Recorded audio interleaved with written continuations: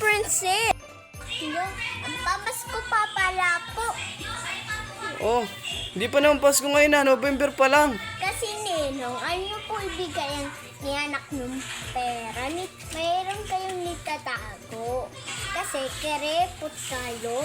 Kasi ni anak mo.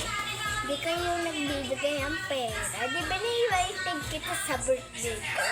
Saka madami pa nikain mo. Tsaka ako, hindi mo pa ako nabibigyan ng pera. Ano ba yung si Ninong? Wait lang, oh. Ito na lang, saging. Wala kasing pera eh. Ano ba yung si Ninong?